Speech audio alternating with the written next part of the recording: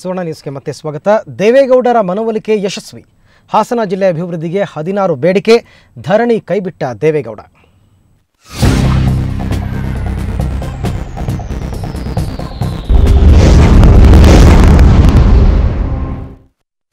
ಹಾಸನ ಜಿಲ್ಲೆ ಅಭಿವೃದ್ಧಿ ತಾರತಮ್ಯ ವಿರೋಧಿಸಿ ನಡೆಸ್ತಾ ಇದ್ದ ಧರಣಿಯನ್ನು ಮಾಜಿ ಪ್ರಧಾನಿ ದೇವೇಗೌಡ ಅಂತ್ಯಗೊಳಿಸಿದ್ದಾರೆ.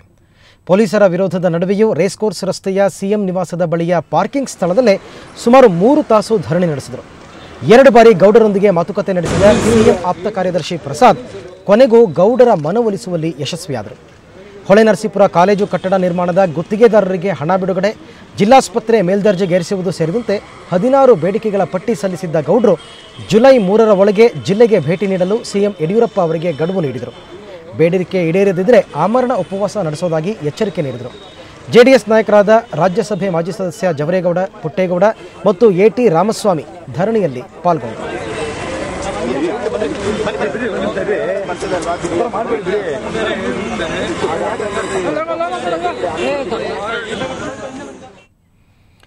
ಈ ಬಗ್ಗೆ ಮಾಹಿತಿ ಕೊಡೋದಕ್ಕೆ ನಮ್ಮ ಪ್ರತಿನಿಧಿ ಅರವಿಂದ್ ಬಿರಾದಾರ್ ನಮ್ಮ ಜೊತೆ ನೇರ ಸಂಪರ್ಕದಲ್ಲಿದ್ದಾರೆ. ಅರವಿಂದ್, ಒಟ್ಟಾರೆ ಗೌಡ್ರ ಒಂದು ಪ್ರತಿಭಟನೆ ಯಶಸ್ವಿಯಾಗಿ ಅಂತ್ಯಗೊಳಿಸಿದ್ದಾರೆ ಅಂತ ಹೇಳ್ತೀರಾ ಅಥವಾ ಏನು ಹೇಳ್ತೀರಾ ಇದ್ರ ಬಗ್ಗೆ?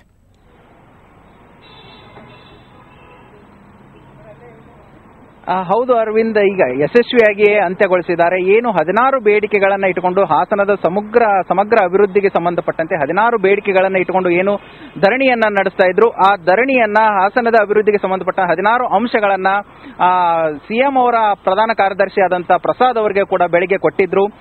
ಬೆಳಿಗ್ಗೆ 9:30 ಗಂಟೆಗೆ ಮೌರ್ಯ ಹೋಟೆಲ್ ಹತ್ತಿರ ಇರುವ ಗಾಂಧಿ ಸ್ಟ್ಯಾಚ್ಯೂಗೆ ಮಾಲಾರ್ಪಣೆ ಮಾಡುವ ಮೂಲಕ ಸಾಂಕೇತಿಕವಾಗಿ 1 ದಿನದ ಉಪವಾಸ ಸತ್ಯಾಗ್ರಹ ಧರಣಿಗೆ ಚಾಲನೆಯನ್ನ ನೀಡಿದ್ರು.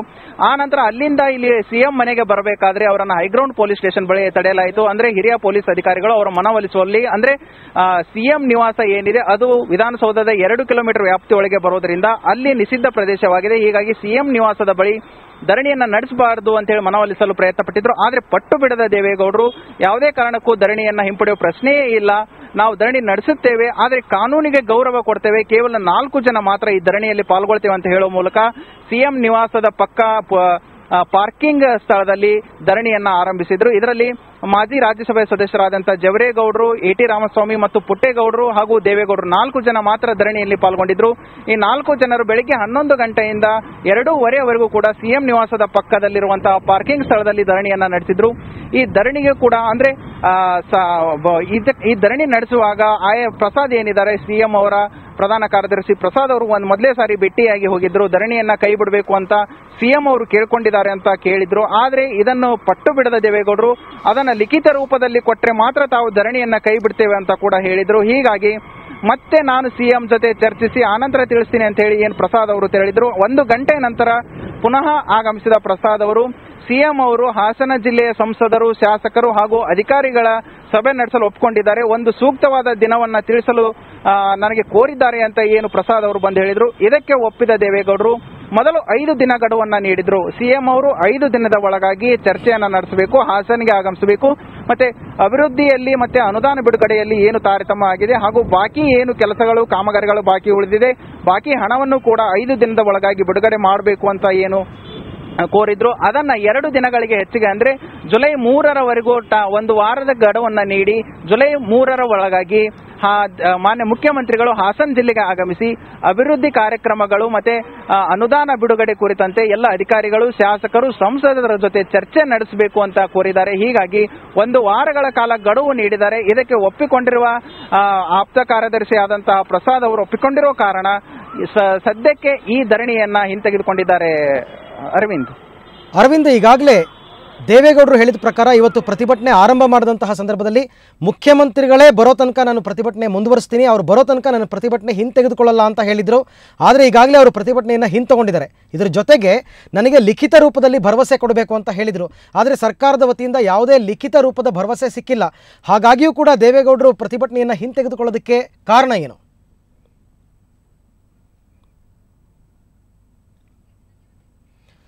ಓಕೆ, ನಮಗೆ ಸಂಪರ್ಕ ಸಾಧ್ಯವಾಗಿಲ್ಲ. ಒಟ್ಟಾರೆ ನಮ್ಮ ಪ್ರತಿನಿಧಿ ಹೇಳಿದ ಪ್ರಕಾರ ದೇವೇಗೌಡರಿಗೆ ಸಾಕಷ್ಟು ಮೌಖಿಕವಾದಂತಹ ಒಂದು ಸಲಹೆ ಸೂಚನೆಗಳು ಜೊತೆಗೆ ಒಂದು ಭರವಸೆ ಸಿಕ್ಕಿರೋ ಹಿನ್ನೆಲೆಯಲ್ಲಿ ಅವರು ತಮ್ಮ ಧರಣಿ ಸತ್ಯಾಗ್ರಹವನ್ನು ಹಿಂಪಡೆದಿದ್ದಾರೆ ಅಂತಕ್ಕಂಥ ಮಾಹಿತಿಯನ್ನು ನಮ್ಮ ಪ್ರತಿನಿಧಿ ನಮಗೆ ಕೊಟ್ಟಿದ್ದಾರೆ.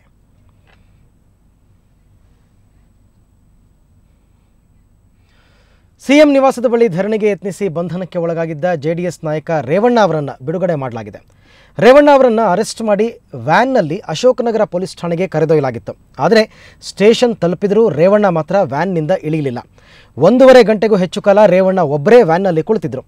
ಬೇಡಿಕೆ ಈಡೇರುವವರೆಗೂ ವ್ಯಾನ್ ಬಿಟ್ಟು ಇಳಿಯೋದಿಲ್ಲ, ಜಾಮೀನು ಪಡೆಯೋದಿಲ್ಲ ಅಂತಿದ್ರು. ಕೊನೆಗೆ ಅತ್ತ ದೇವೇಗೌಡರು ಧರಣಿ ಅಂತ್ಯಗೊಳಿಸ್ತಾ ಇದ್ದಂತೆ ಇತ್ತ ರೇವಣ್ಣ ಅವರನ್ನು ಪೊಲೀಸರು ಬಂಧಮುಕ್ತಗೊಳಿಸಿ ಜೆಡಿಎಸ್ ಕಚೇರಿ ಬಳಿ ತಂದುಬಿಟ್ರು. ಇನ್ನು ಹಾಸನದಲ್ಲಿ ಕಿಡಿಗೇಡಿಗಳು ಬಸ್ಗಳಿಗೆ ಕಲ್ಲು ತೂರಿದ್ದಾರೆ. ನಗರದ ಚನ್ನಪಟ್ಟಣ ವೃತ್ತದ ಬಳಿ 2 ಸರ್ಕಾರಿ ಕೆಎಸ್ಆರ್ಟಿಸಿ ಬಸ್ಗಳಿಗೆ ಕಲ್ಲು ತೂರಲಾಗಿದೆ. ಬೆಂಗಳೂರಿನಲ್ಲಿ ಜೆಡಿಎಸ್ ಮುಖಂಡರನ್ನು ಬಂಧಿಸಿರುವ ಹಿನ್ನೆಲೆಯಲ್ಲಿ ಈ ಘಟನೆ ನಡೆದಿದೆ ಅಂತ ಹೇಳಲಾಗ್ತಾ ಇದೆ. ಇದೇ ವೇಳೆ ಜೆಡಿಎಸ್ ಶಾಸಕರ ಬಂಧನ ಖಂಡಿಸಿ ಜೆಡಿಎಸ್ ಕಾರ್ಯಕರ್ತರು ರಸ್ತೆ ತಡೆ ನಡೆಸಿದರು.